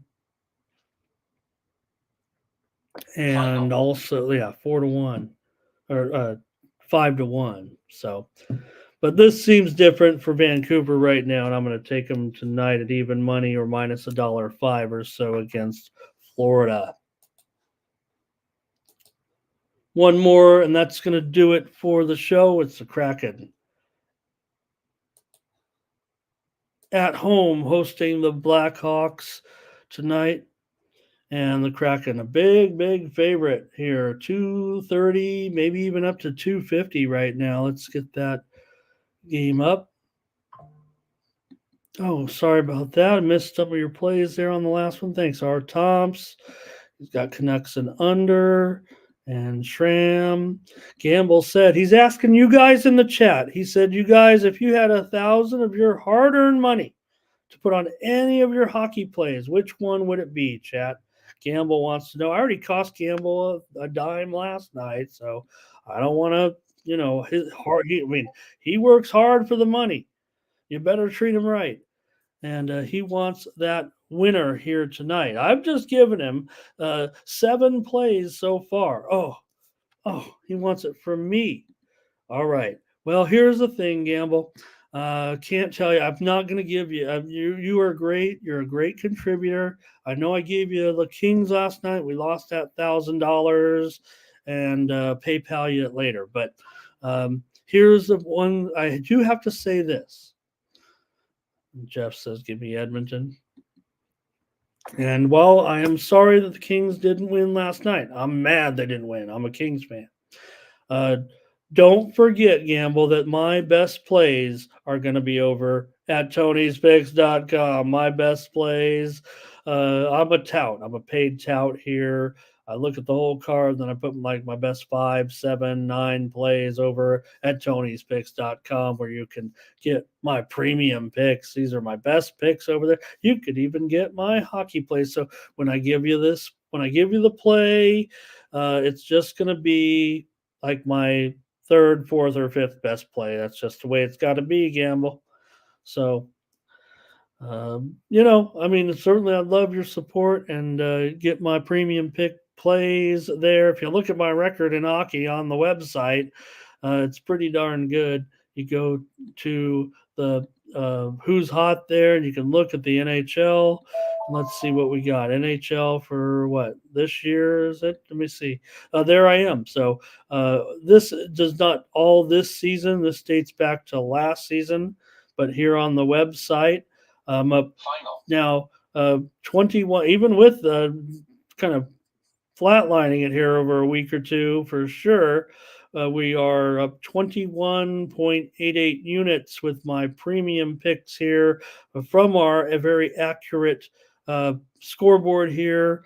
Remember, this is just entered into a system like a sports book. It's independently graded by a third party grader, a very good system to document plays. That's what people want, right? Is documentation.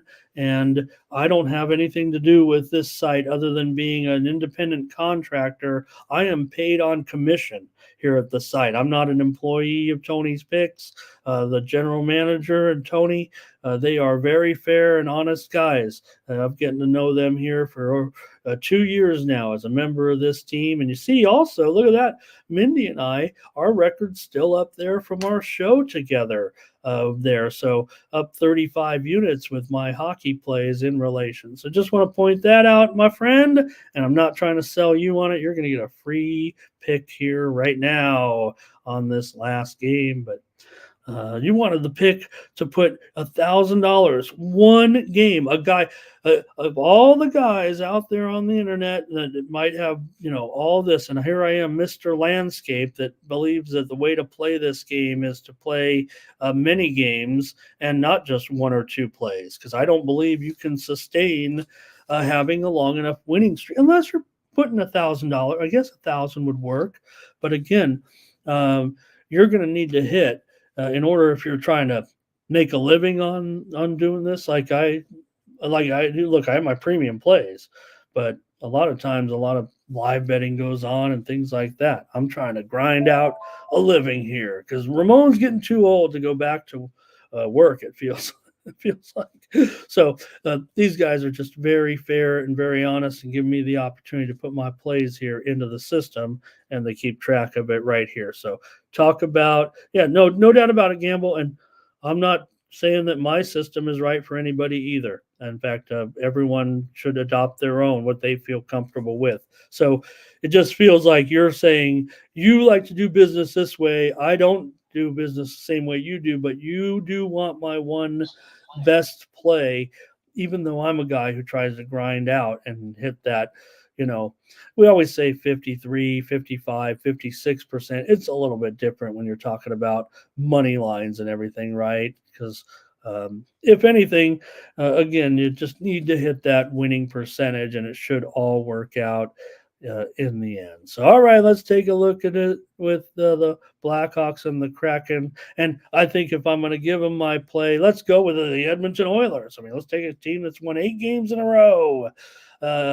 Take the Oilers for our $1,000, and we'll, we're not going to get it all back. I guess what are we going to get? $640, something like that. There it is, our $1,000 play of the day. The Gamble should change his name to Gamble. All right, last game here. We were getting pretty monotonous with some of those games. We didn't go off on the Ramon tangent there. Talk about something other than the games. But just want to point out, you can check out all the games on that very accurate scoreboard. They kind of cracked on me yesterday. Said, what I meant was that part of the, well, here we go. All right. Chicago and Seattle in this one. Seattle at home, big favorite here. Man, it's already up to 250 here at some books. Well, 260 at Bovada. Wow. Could they really crack on the Blackhawks like this? I'm not so. I mean, Seattle isn't anything special so far at home. They're like one of the worst home teams in the league thus far. They're down nearly 6 units so far this season. Actually, the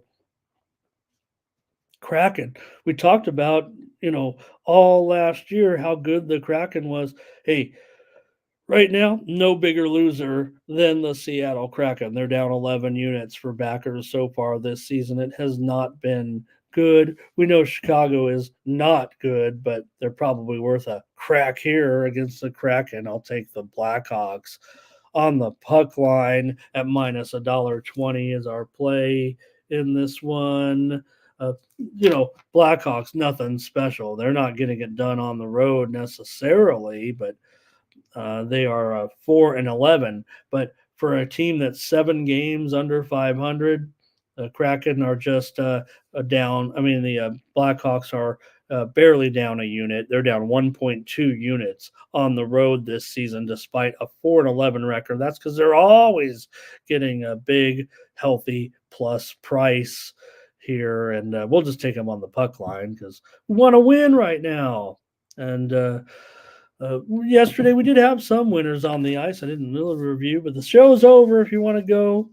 Yesterday we had the Penguins as a winner. We had the Ducks on the puck line. We had the Devils yesterday on the show. And man, I can't believe the Kings lost that game. And Gamble and I lost a dime. All right. Thanks a lot, you guys. Take a chance on the Chicago puck line. These guys got to turn around. I will tell you this: widely reported steam definitely did come in on Seattle, and that's why you see in that move there they took them at 225. And the steamers, if you will, those sharps did take this one under as well. In fact, I probably should have updated the line to be fair on that. We didn't take the total, but just want to let everybody know that game definitely moved to 5.5. Pretty much across the board, looking at the 5.5, mostly over $1.15, and that's the show. Hey, join us for programming here on the Tony's Picks YouTube channel today. It's going to be Midday Plays, Mindy Hahn and Tiffany Mance with their perspective on sports betting at 1 p.m. Eastern and 10 Pacific. Free plays for you, and you can interact with the ladies, the two old ladies who bet and stuff. I hope I'm still an honorary member of Two Old Ladies, but nonetheless, they have a great show, and you can go and interact with them directly over there, just like we do here in the chat. And Tony will have his show at 2 p.m. Eastern and 1 Pacific with predictive modeling. Tony gives you his totals and his money lines, some juicy money lines, dogs from Tony, sponsored by the Rhythm app. And then at 6 p.m. Eastern, 3 Pacific, it's Tony T and the Pick Dogs crew with the drive-through, and they'll get you out of there well before the top of the hour with those plays for today's card. Thank you so much, everybody, and let's get at it today. Appreciate all of you joining me in the chat. Catch me over there in the Discord. We'll have the plays also from the crew, from our soccer friends with a big card today. Join me tomorrow, 9 a.m. Eastern, 6 Pacific, with Friday action here on the Morning Steam. For Tony'sPicks.com, this has been Ramon Scott.